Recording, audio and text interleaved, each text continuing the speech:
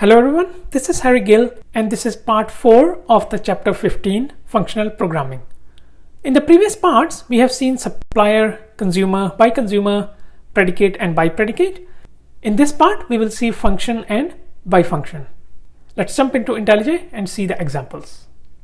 Let's first have a look at the definition of the function interface.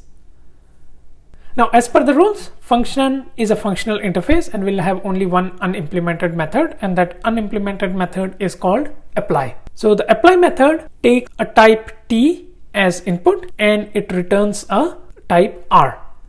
So essentially, the lambda that we write to implement the functionality of the function interface can take one type of input and it returns a different type of output. So effectively, it could be used when you want to convert at one type into another. So for example, say you want to get the length of a string. So you pass in a string, but since length is an integer and you return back the integer. So function can be used to convert one type to another. And we'll see an example for this. Apart from that unimplemented apply method, so we have other default implementations of compose, we have and then and identity methods. You can see the documentation of these default methods in detail to see what they do, but we will see an example of and then. I'm going to write a function which takes a string input and which returns an integer back. So in the lambda body, I'm going to calculate the length of the string that is passed in. And we can do that using the length method, which is available on the string object. So I'm going to write same function in the method reference way. And now I'm going to execute both the functions and print their values.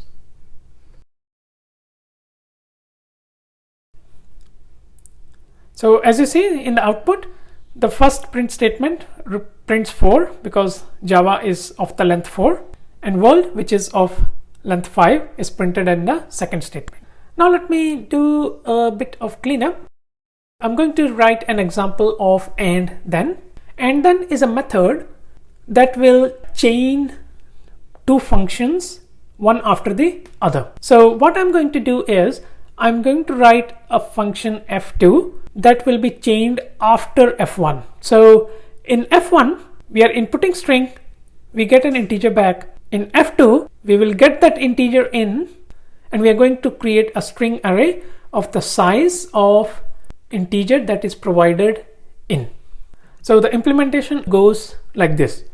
So I'll have a function and then the input is integer and the second type is string array, and I'm going to name it as f2, and the lambda will take integer as input and I'm going to create a new array of the size of x, which is the input provided to the lambda.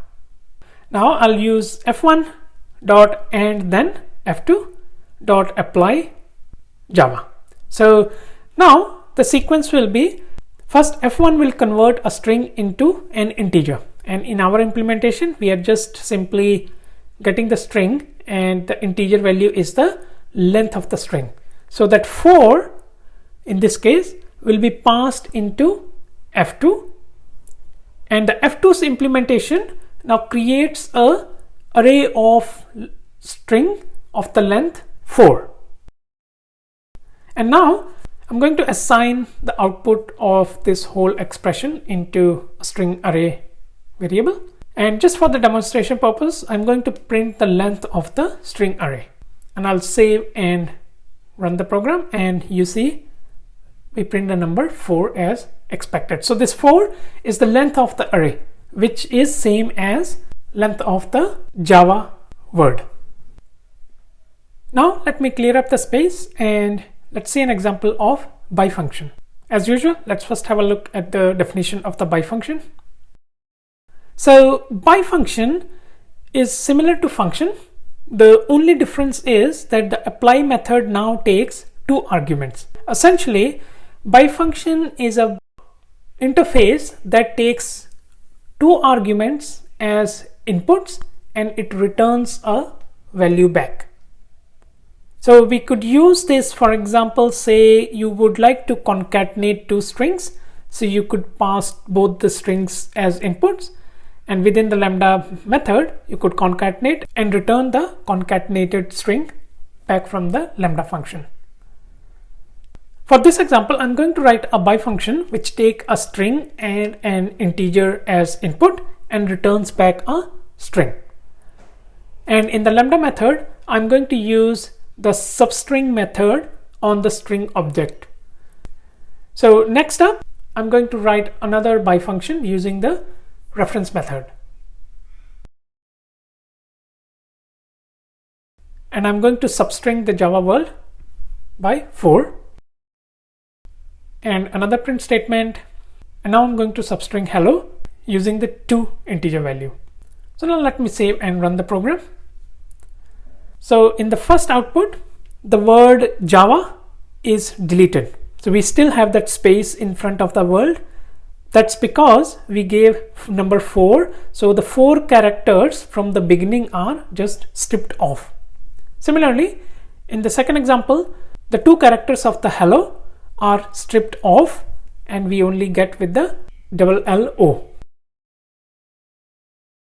So that is all I wanted to discuss about function and ByFunction.